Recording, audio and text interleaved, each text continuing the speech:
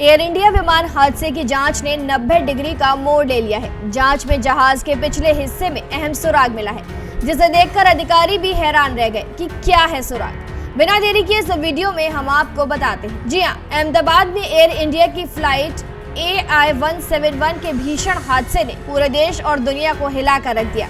सरदार वल्लभ भाई अंतर्राष्ट्रीय हवाई अड्डे से उड़ान भरने के महज कुछ सेकंड बाद ही विमान दुर्घटनाग्रस्त हो गया था। इस हादसे में यात्रियों समेत कुल 260 से ज्यादा लोगों की मौत हो गई थी। अब इस हादसे की जांच में जो नई जानकारी सामने आई है, उसने सभी को हैरान कर दिया है। विमान दुर्घटना जांच ब्यूरो की शुरुआती रिपोर्ट में सामने आया कि विमान के पिछले हिस्से में इलेक्ट्रिक आग के संकेत मिले, जिससे जांच की दिशा पूरी तरीके से बदल गई है और अब हादसे की वजह भी बदल गई है। इलेक्ट्रिक सिस्टम की खराबी हो सकती है हादसे का मुख्य कारण माना जा रहा है। रिपोर्ट के मुताबिक उड़ान भरने के केवल 3 सेकंड बाद ही विमान के दोनों इंजनों के फ्यूल कंट्रोल स्विच अपने आप कट ऑफ मोड में चले गए थे, जिससे इंजन बंद हो गए। कॉकपिट वॉइस रिकॉर्डर में एक पायलट दूसरे से सवाल करते हुए सुना गया था, जिसमें वो कह रहे थे कि तुमने फ्यूल क्यों काटा।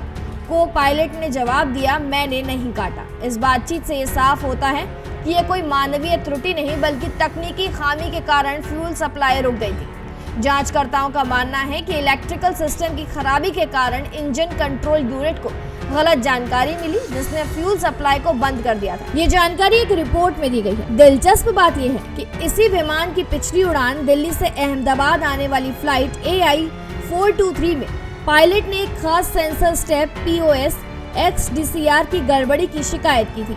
ये सेंसर विमान की पिच यानी ऊपर नीचे झुकाव को मापता है और उड़ान नियंत्रण प्रणाली को डेटा भेजता है। उस समय इंजीनियर ने विमान की जांच के बाद उड़ान की अनुमति दे दी थी। अब ये माना जा रहा है कि इस सेंसर की गड़बड़ी और इलेक्ट्रिकल सिस्टम की समस्या आपस में जुड़ी हो सकती है। हादसे में विमान का पिछला हिस्सा अपेक्षाकृत कम क्षतिग्रस्त रहा और जांच के लिए उपयोगी साबित हुआ। आपको बता दें, इसी हिस्से से APO यानी ऑलरी पावर यूनिट, ट्रांसड्यूसर और अन्य उपकरणों को सुरक्षित निकाला गया, जिनका विश्लेषण किया जा रहा है। रेयर ब्लैक बॉक्स को काफी नुकसान पहुंचा, लेकिन फ्रंट ब्लैक बॉक्स से महत्वपूर्ण डेटा मिला है, जिससे जांच में सहायता मिल रही है। हादसे में एकमात्र जीवित बचे यात्री विश्वास कुमार ने बताया कि उड़ान के दौरान केबिन की रोशनी हरी और सफेद रंग में टिमटिमा रही थी और एक जोरदार धमाके के बाद सब कुछ बंद हो गया। ये बयान भी इलेक्ट्रिकल गड़बड़ी की आशंका को पुख्ता करता है। इस हादसे के बाद एयर इंडिया ने अपने सभी बोइंग 787 ड्रीमलाइनर विमानों की गहन जांच कराई। जांच के बाद 26 विमानों को दोबारा उड़ने की मंजूरी दी गई।